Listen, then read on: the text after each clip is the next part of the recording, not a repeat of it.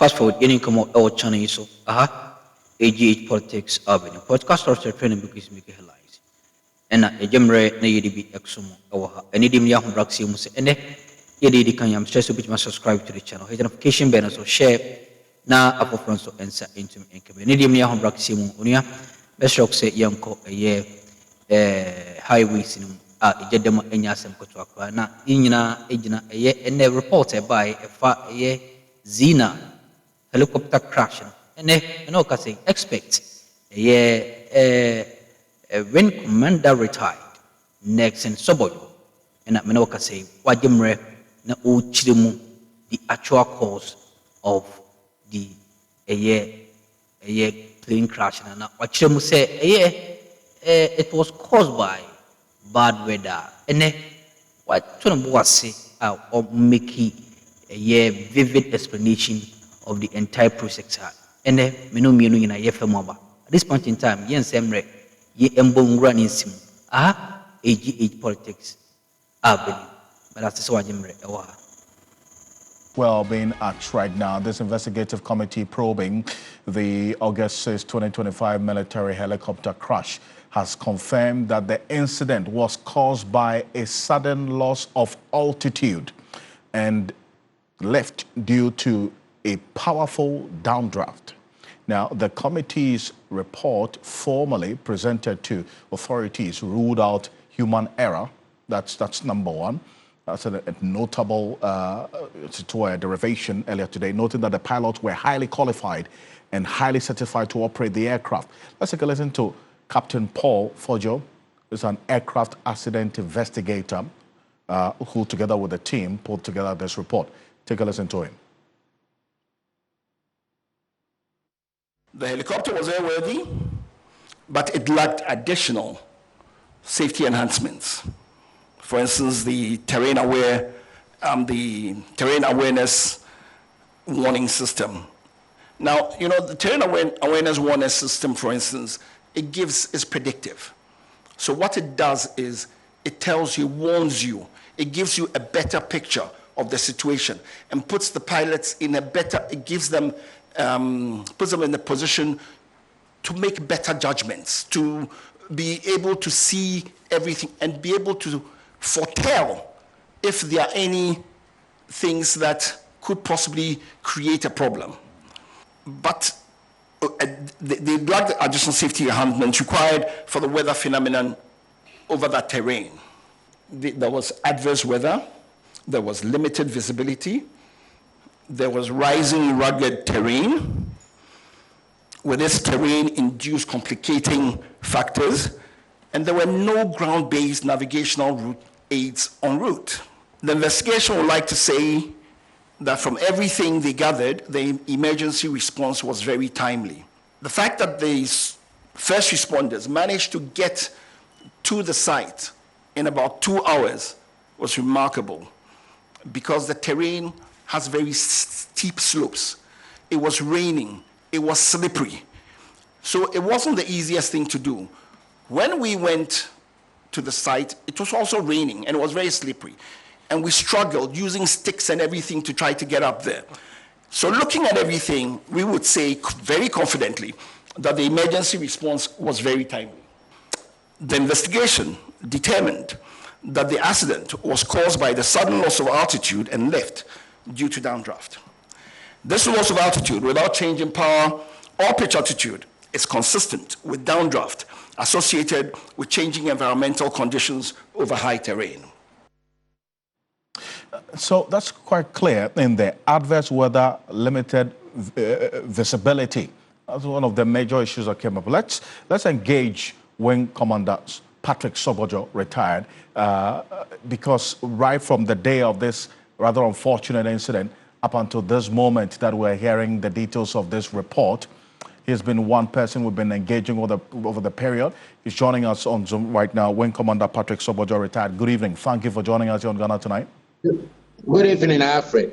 How are you doing? I'm well. I mean, it could have been better if this incident did not happen in the first place. But then again, we're getting to know the full details of the report right now. And first off, listening to to the details of it as was presented earlier today by Captain Fojo. And two things standing out: adverse weather and limited visibility. And the aircraft was not even equipped with the needed installments to detect the bad weather, and they didn't even get any warning from the command center before they got to that point. Concerning, to say the least, is it not? No, I don't think this is what he said. You know, they have been operating these Z helicopters and other helicopters in Ghana Air Force. Without these enhancements, I mean, these Z9 recently flew the president and all over the country. They've been zigzag. Much as we may need some enhancements, these enhancements would have prevented the accident. The enhancements couldn't have prevented the accident? No way, they couldn't. How is that? Forget, we've been flying this aircraft for so many years. You see, when you go to buy an aircraft, there are the basic instruments which you have. When you need an extra, you ask for it and you pay for it to be installed. The operator knows how he's going to operate this aircraft. And these planes have been flying for the last 10, 15 years without an accident. If we're talking about enhancement, they are good recent development, but they couldn't, as Fojo said, prevented the accident. I see. But then there was a clear reference to what the bad weather component, which was in fact the major reason that has been identified for this crash. Bad weather that led to limited visibility, right? Is that to say that? Yes, I was saying that. Is that to say that? I mean, if we have been flying this, as you're saying, for the past 10 to 15 years, it had been navigating bad weather all the while, and so this wouldn't have been anything different? Well, he has said it. Even Captain Fojo has said it wouldn't have averted the crash. It enhances, but it couldn't have averted what happened. Yes, but then again, that's why I say the underlying concern here is if you're flying, obviously you would have to envisage bad weather.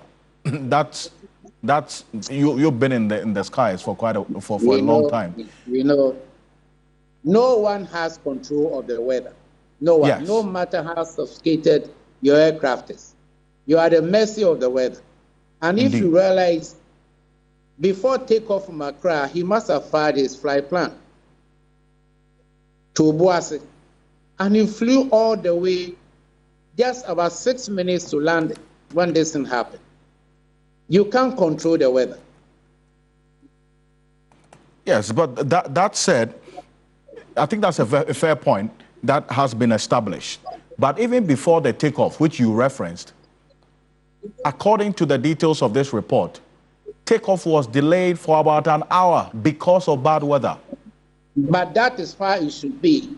The control tower will not clear you until weather is okay. So once the control tower clears you, the weather is okay, take off and en route, that's it, you go. Planes are delayed all the time.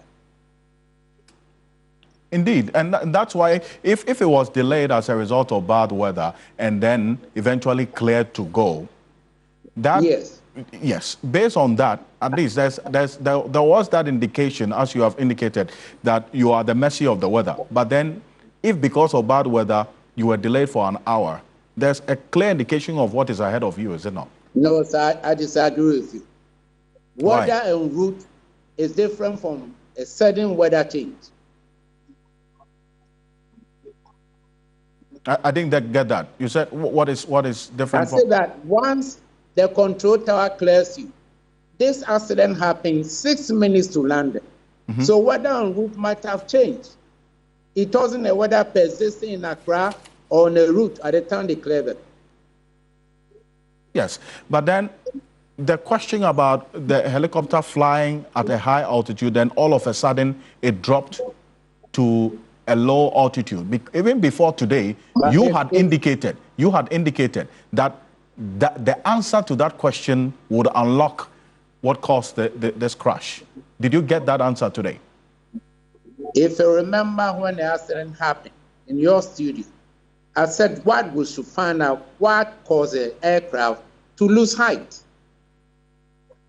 And now the Board of Inquiry have exonerated the aircraft and the pilots. The weather en route is not something which is like a tree standing, a mango, you're going to take it. Weather can change at any time. But explain this to me. When Captain Fojo says the investigation determined that the immediate cause of the accident was the sudden loss of altitude and lift due to downdraft. The downdraft, listen. Yes. The downdraft pushed the aircraft down. We have downdraft and updraft. The downdraft pushed the aircraft down in that situation. And they were trying to lift up to go through they've gone through IMC. A downdraft, you see.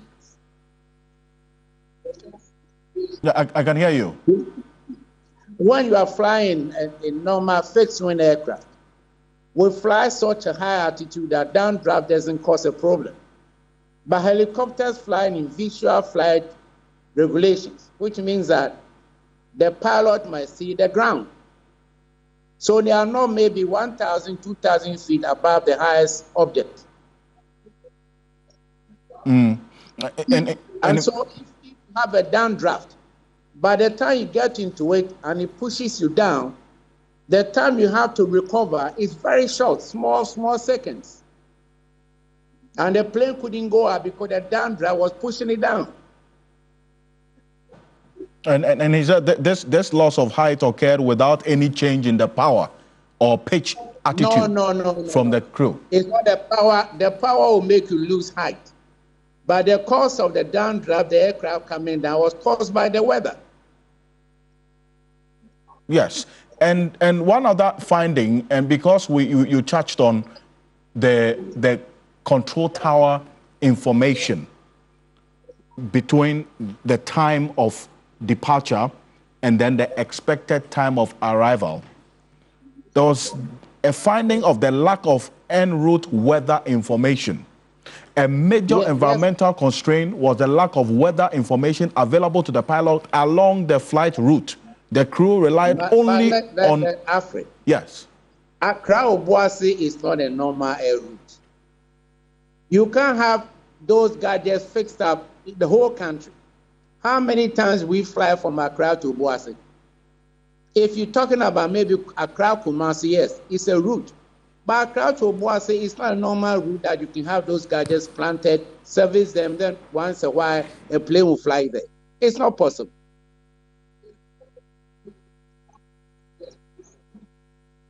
I want us to take a listen to exactly the point he made about the weather. Yeah, go ahead. Yes. Perfect. And I'm going to come back to you on it. Let's take a listen to Captain Fojo on the weather impact. There was adverse weather. There was limited visibility. There was rising rugged terrain.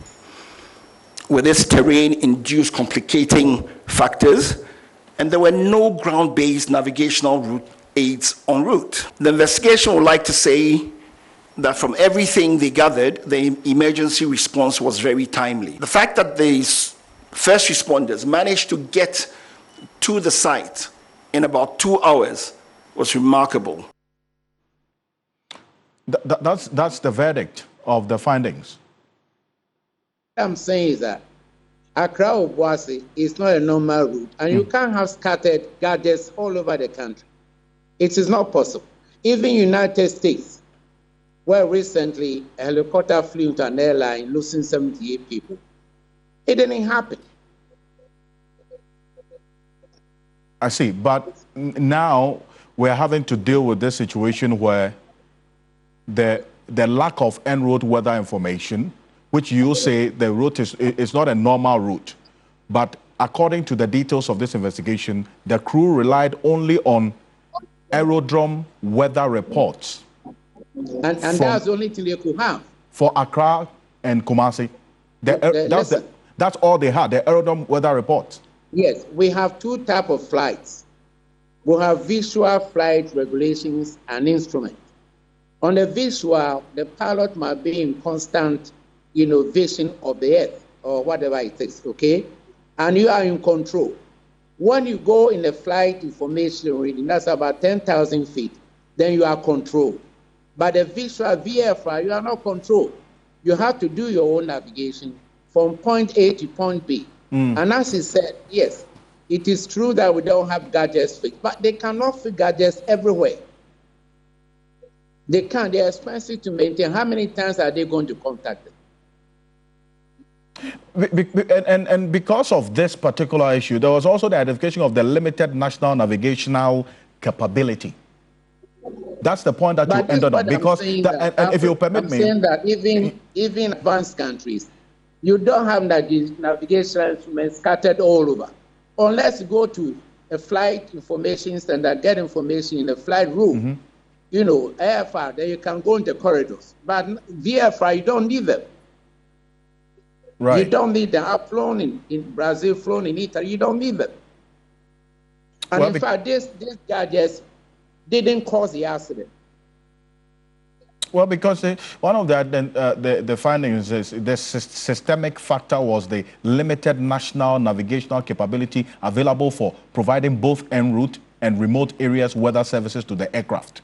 The environment also lacked ground-based navigational aids. I am telling you, Ghana doesn't have it. And the pilot was flying visual flying rules. That means you fly, everything was under his control. There were no gadgets to be communicated to. We don't have it.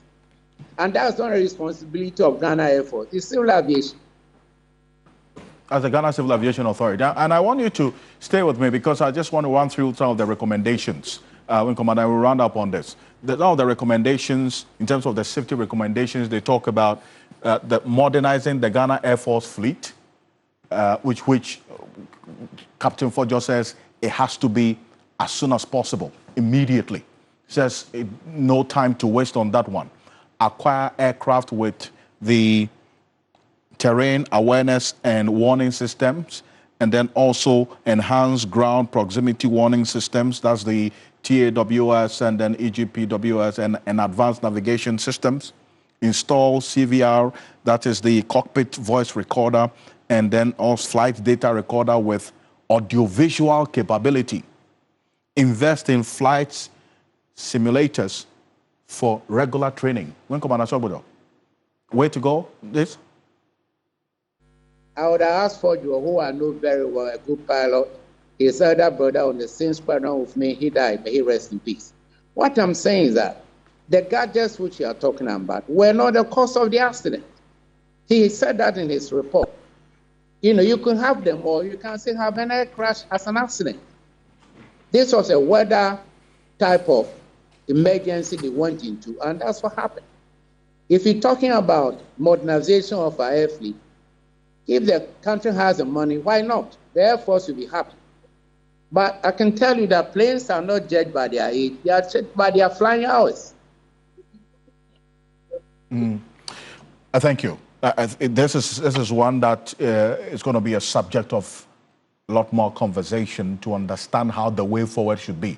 I think the most important thing is the big takeaway so that this does not happen again. And that's what has influenced these recommendations.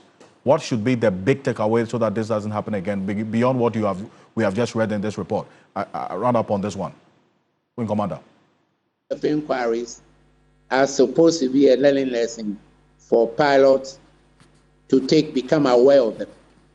But when they have incidents like this, which is the weather, we just shut up and give them a downdraft. Anybody can fall in that category. Anyone. And I'm saying the enhancement things he's talking about are good if you have them. But the Air Force was inaugurated about 1959. And from 1959, we had only 4 crashes. And Ghana Air Force is very respected in flight safety matters. When Commander Sobojo, thank you so much for joining us on Ghana Tonight. I also appreciate your time. Indeed. Let them rest on this once and for all. It's just an accident. Thank you. Well, thank you, but also the families of these persons and the gallant Ghanaians. We ain't some ahodo etimi koso chana na so. Mam na so jemre da sane so body ne dia dumbi edumenia. Yebesa ba wura mu na yapsumo kwanso so.